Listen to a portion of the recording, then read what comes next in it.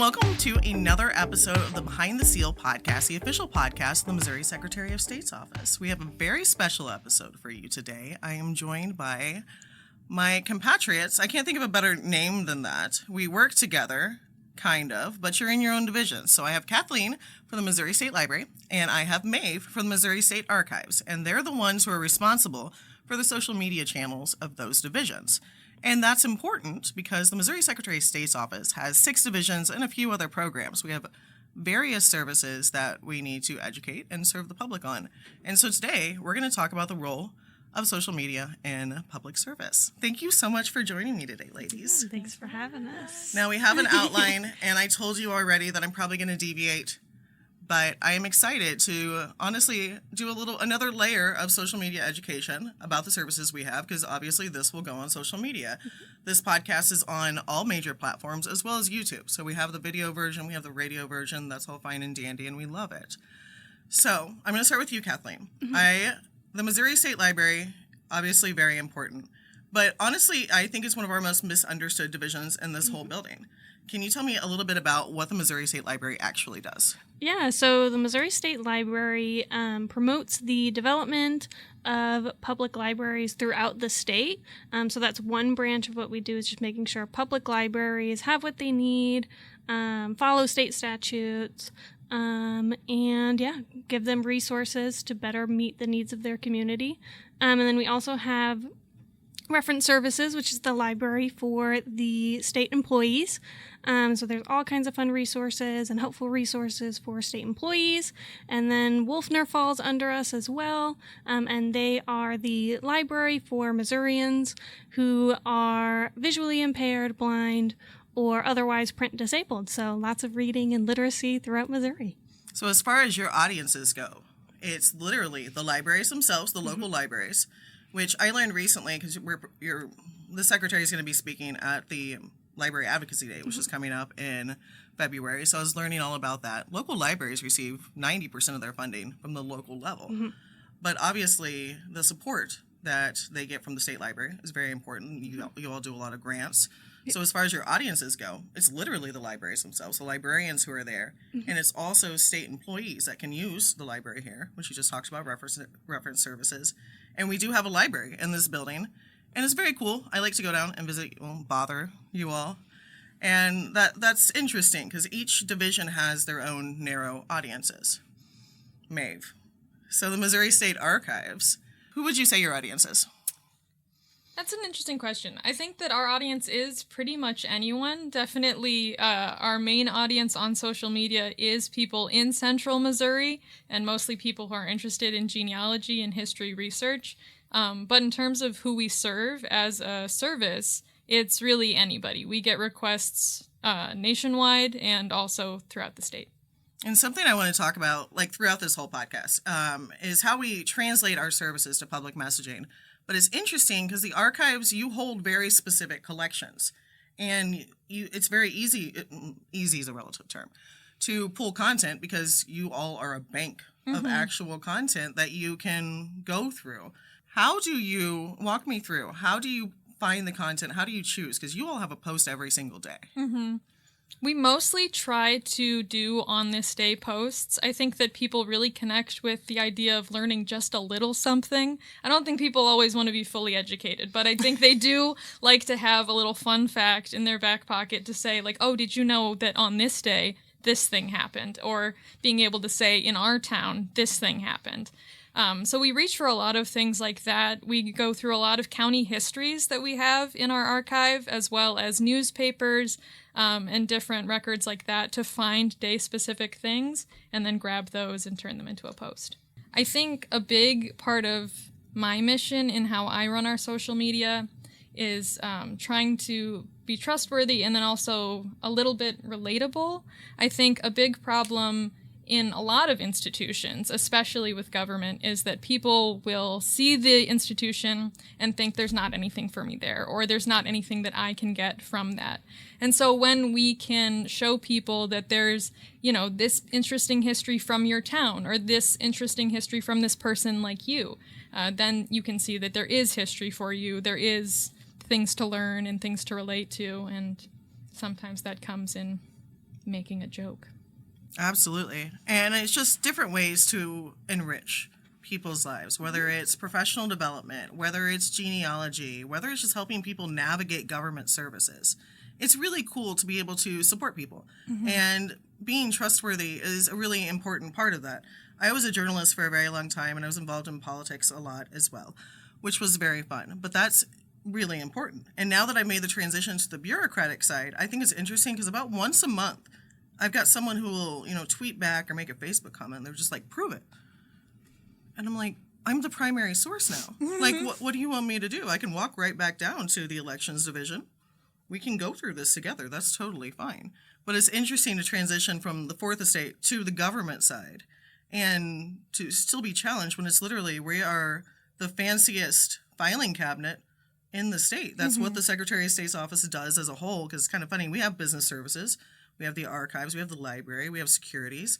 At the end of the day, it's a lot of paperwork. And knowing how to use those effectively to not only use a good resource, but to figure out how to protect yourself or to make sure that you're in compliance for your business. Like, the sun rises and sets with the Missouri Secretary of State's office sometimes, because you start here to start your business. Obviously, everyone works for some type of incorporated entity.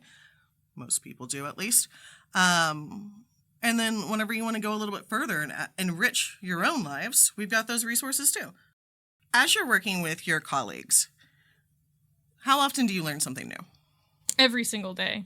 I'm a Missouri transplant. I've only lived in Missouri now a little over 2 years. And before that, I really knew next to nothing about Missouri history. It honestly doesn't come up that often in Chicago. As much as St. Louis would like to think we think about them, we don't.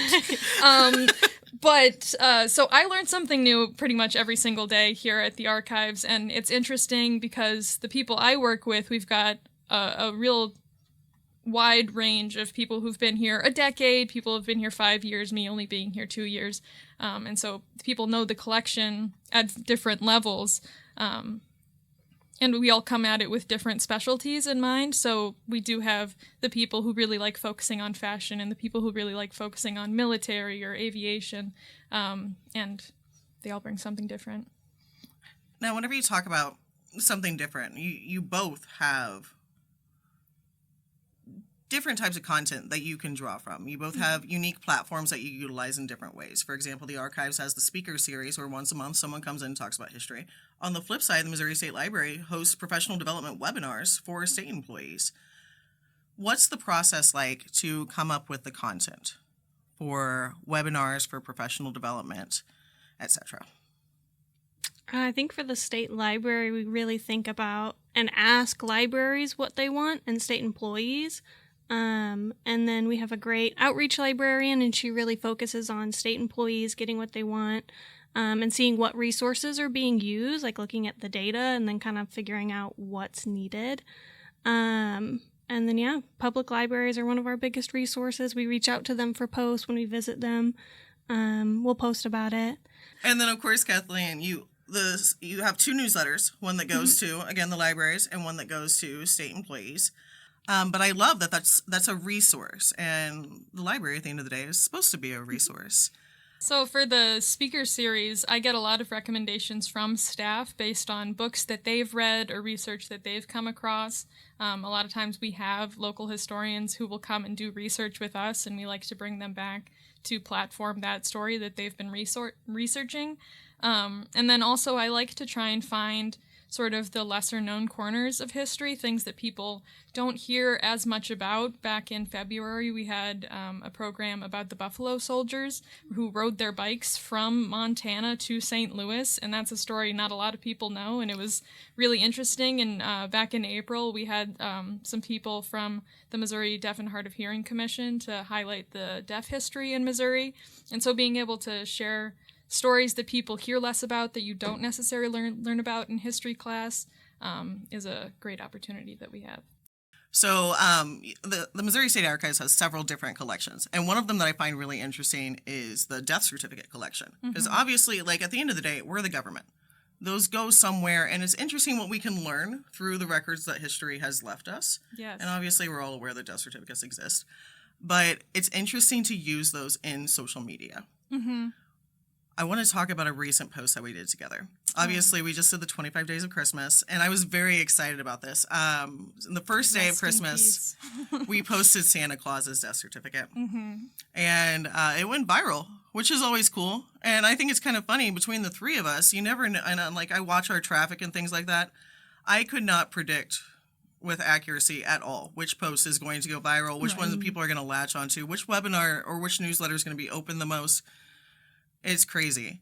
But it's interesting, though, whenever we remind people the history around us, I think people forget where things end up. And whenever the archives post death certificates, it's not personal. It's not an attack. You're sharing more about the services that you have.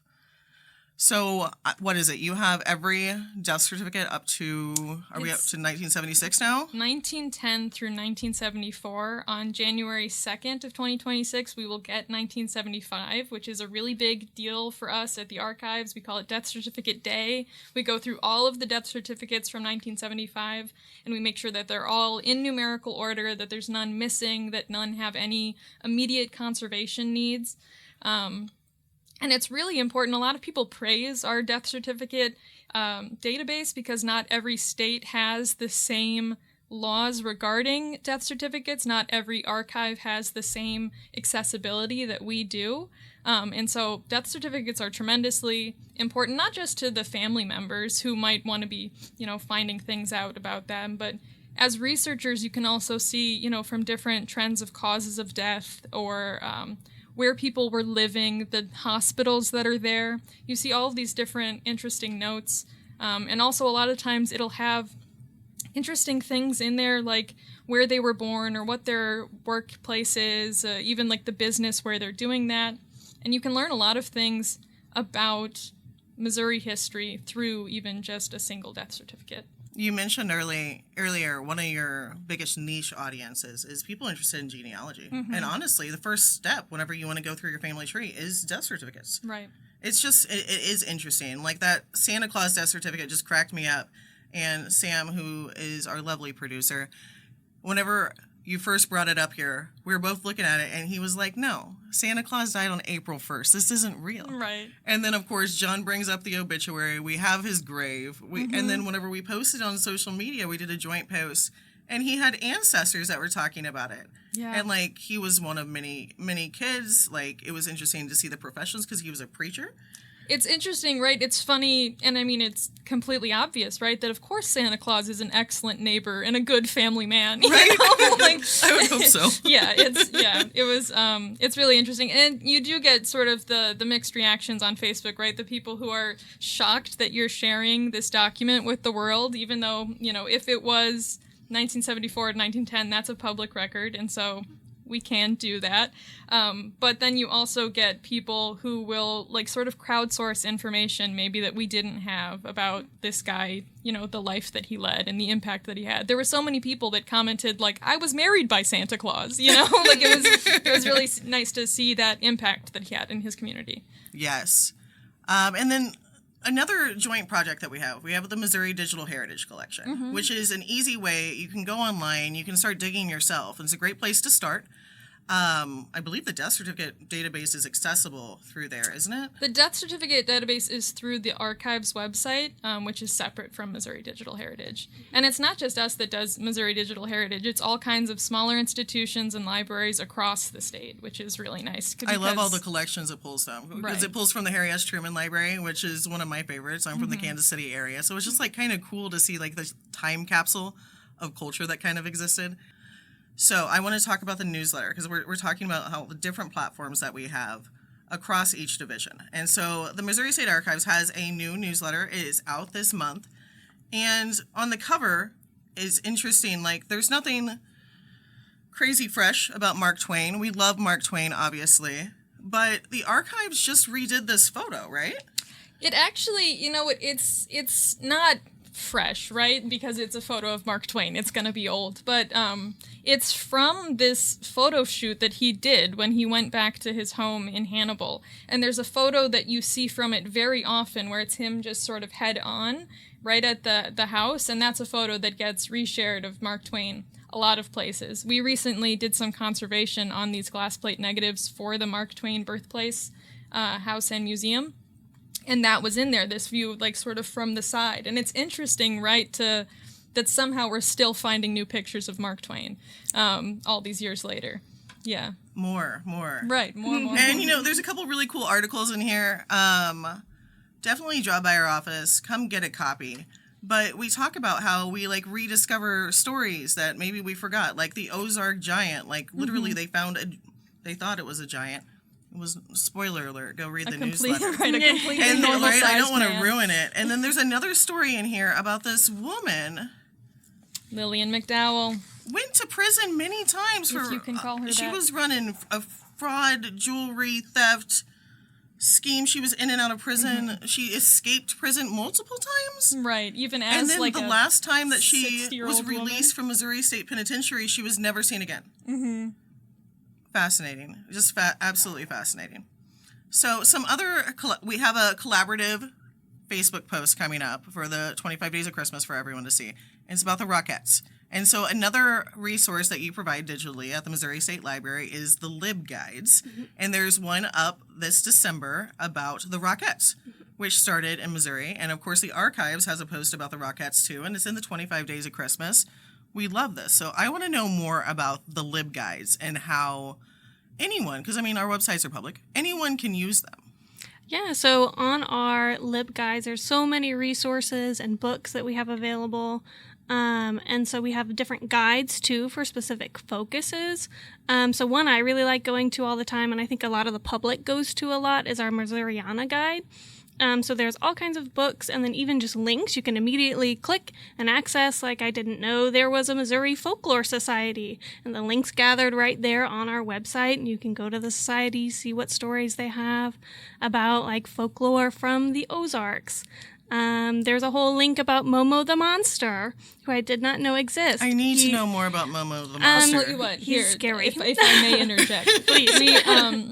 We have a post that happened in 2020 before I worked here, and maybe every other month, I get one notification on it, and it's Momo. And it's like, it just resurfaces. And it's interesting that it is, in fact, the post that won't die 5 years later. It just still, people will find it because they're so curious about Momo. Mm-hmm. Find us about Momo. I love all the interesting, every region's got a cryptid or some folklore. I recently spent a lot of time in the Franklin area, and they are convinced there's an Ozark Howler there. And honestly, like, I'm not going to question it. What do I know? Right. Which, honestly, that leads me to one of your favorite posts that we got to do recently. You got to go do a collection of ghost stories for, obviously, October. We had to do some theme content because I love a good theme. So, like, we did a collaborative campaign with IT about cybersecurity, like, don't get your system haunted, anything like that. But you got to go find some real ghost stories with some of your partners. Tell me more. Yeah, so we had an idea in the state library, actually from our youth services consultant. She came up with this idea of finding kind of creepy ghost stories from across the state, if possible from public libraries. And so we made a post asking libraries to submit. We sent it out on our listservs. We put it in our newsletter, trying to get people to send us stories. And so they sent us their stories, gave us the information, and so we started writing them up. There's so many ghosts around in libraries. I think my favorite has to be Sedalia's because it's the ghost of a former library director. She died while she was on vacation in a car crash, and she haunts the library. And yeah, that's a wild story of, I'm trying to remember, that was, Sedalia Public Library, that we would have never known otherwise if we had not reached out and asked for libraries to give us information. There's Downtown Dottie in Rolla, who's frequently seen in the library. Did you say Downtown Dottie? That is indeed her name. Right. That is her name. Then nothing is really known about her through the many years that she has been haunting Rolla. But everyone knows they can see her in the library if you're really trying to see her. And so, yeah, all these cool stories from libraries, inviting people to go check out their libraries, that we kind of got through this fun posts on social media. And even libraries are doing ghost hunting programs. Sedalia, they had 2 years running. They have ghost hunters they invite to the library, and people can come learn about ghosts Yeah. and how do you ghost hunt for free at the library. And they found more ghosts at last year's. There's 2 little girls that haunt Sedalia, as well as the library director. So that is, there's a lot of activity there. I feel like a library would be the perfect place to haunt. Like, you're never going to run out of materials or good scenery in general. And you just touched on something that's really important. Like, sometimes our posts might seem silly. And I love the silly because, I mean, it increases engagement. It makes people more aware of our services and what we actually have to work with. And honestly, it makes our lives a little bit more fun. So we've kind of touched on how we have different divisions of the Missouri Secretary of State's office. Obviously, the Missouri Secretary of State's office itself has Facebook page, Instagram page, we have Twitter, we have LinkedIn, we have YouTube, we have podcast. The archives has YouTube. We've done some updating in the past year. I'm really excited that Sam has joined the team because we have turned the Thursday Night Speaker Series into like a full kind of documentary, Ken Burns style, that you can really engage. Like, my daughter doesn't complain whenever I make her watch it. Right. And I love that she's engaging. We're capturing new audiences because YouTube's traffic is going up and all the different platforms are kind of figuring out their future plans. And we have to adapt as well. And it's interesting because we have our channels. Each of the divisions has their channels. I also represent some of the other divisions on our main channels as well. But we talk really regularly because whereas we have different programs, we have a unified agency story. And it's interesting because at the end of the day, all 3 of us have the same mission when it comes to expressing public service to the public. So Maeve, tell me, what is one of your favorite posts you've ever made on social media for the archives? One of my favorite posts that we made, it was, like you said earlier, you really can't predict what's going to do well or how people will react to what you've posted. We posted this one time, this image, it's of a man sleeping up against a horse, and the post was just to remind people to turn back their clocks for daylight savings. Like, it was just a throwaway post. But then on that post, we got people commenting, I'm pretty sure that's Chuck Grimes. I think that's Chuck and his horse Buck. And previously, we didn't have an identity for that man in the metadata. And so because of people recognizing this man and his horse on social media, then we were able to add that to our metadata. And then that's better for researchers moving forward. Now they know for sure that's Buck the horse and Chuck Grimes, his owner. I think that is cool. And you mentioned earlier, like, in a weird way, we're crowdsourcing history because there's a whole nother layer of context, which obviously we can check out very easily and verify this information. But it enriches, and it's like it's a multi-dimensional resource enrichment, which is really enjoyable. Kathleen, what's one of your favorite posts from the Missouri State Library? So another favorite post, or a favorite post of mine, are really any of our library visit photos. So our consultants go out and visit libraries periodically. One in particular that performed well and I thought was really cool too, was Riverside Regional. So a consultant visited Riverside Regional, took pictures of their seed library. So you can go to not just Riverside Regional, lots of libraries, public libraries in Missouri have this, and just check out seeds, which I'm sure you're like, how do I return the seeds if I plant them? You don't have to. You just get to keep them. And so it was a really cool post just to see that libraries are more than books. And then we could take this moment to uplift Riverside Regional and be like, hey, check out your local library. Maybe they have resources that you're interested in beyond reading a book about gardening. You can actually get the resources to garden. And yeah, there's so many resources, so many posts that we've done that show libraries beyond books and cool things they do. So I just want to wrap it up. And, I think sometimes people get on Facebook or Instagram and they forget that there's people. And we read every single one of their comments. And sometimes they're not okay. And we've got policies internally about that. But as just a reminder that we are people, I'd like to talk about some of the things that we personally love. So we've talked about Mark Twain a little bit. We've talked about the different stories. What is your favorite Missouri book or author? So my favorite is Maya Angelou. I know she wasn't here very long, but she was born in St. Louis. Then she came back for a couple of years in St. Louis. So I count her because I love her. She's an incredible author, quite poetic. If you don't know the history of her life, she had many different jobs and, things that she did that were quite impressive. She sang, she danced, she wrote. She's a great poet. Her poetry is my favorite. So Still I Rise, that's my favorite poem. Maya Angelou, number one. Maeve, what is one of your favorite Missouri historical facts that you have discovered since being a transplant? My favorite Missouri fact is probably the story of our first female voter. So if you don't know, after the 19th Amendment was ratified, there was a special election in Hannibal. There was some small local government position that they were hoping to fill. And because now women can finally vote, there was a woman named Marie Byram, and she had I've got the name of her friend. I will find the name of her friend. Marie Byram had a friendly competition with her friend Nita Harrison. And Nita Harrison and Marie, they wanted to be the first woman in their town to vote. And so Marie left her house at 5:30 in the morning in the rain to walk 15 blocks to the polling location. And she ended up being the first person at all in Hannibal to vote that day. But she was also the first woman in Missouri and the country to vote after the passing of the 19th Amendment. So it's a very fun story that, a lot of times normal people make history, right? Normal people do really impressive things, and they do really quiet acts that change history. We still have a suffrage exhibit over at the Capitol, and she's featured in there. So all the school groups that come through the Capitol, that come through the Secretary of State's office, because obviously we do tours everywhere, can learn more about her. They can see what her signature looked like. I believe we still have that on, not the real one, but we have, obviously, the real one in the archives. Yes. And then we have a copy on display at the Capitol office for the Secretary of State's office, which I think is really fun. Another channel that I forgot to mention completely that the Missouri State Archives has is their Flickr. And if you don't know what Flickr is, it's literally just a photo sharing stream. And so they have tons of collections. And it's an interesting thing to just look back and realize how quickly the world has changed and that we really haven't been here very long.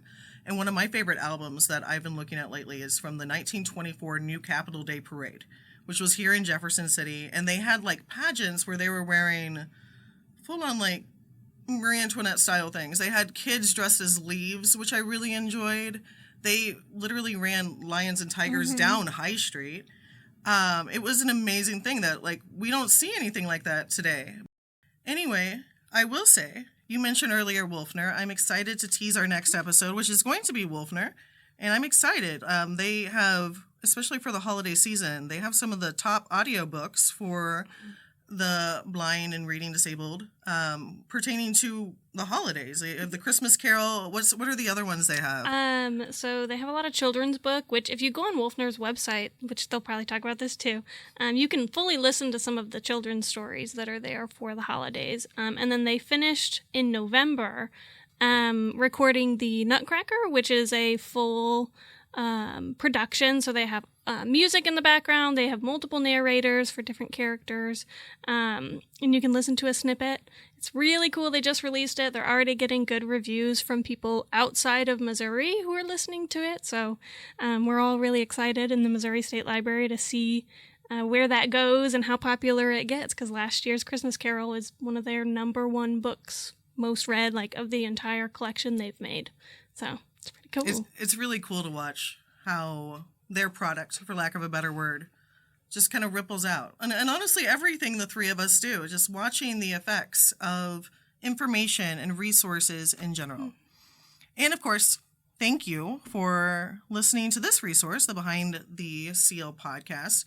I thank you for listening to this one. I hope you go back and listen to our backlog where we feature other divisions, other programs. We're going to be going through those again on social media because that's what we do. That's how we distribute a lot of the resources. But of course, if you have any questions about any of the resources, any of the reference services that we have in this state, give us a call. We are happy to be of service because that's what we do. And so again, thank you for listening, and I hope you'll listen to me again soon.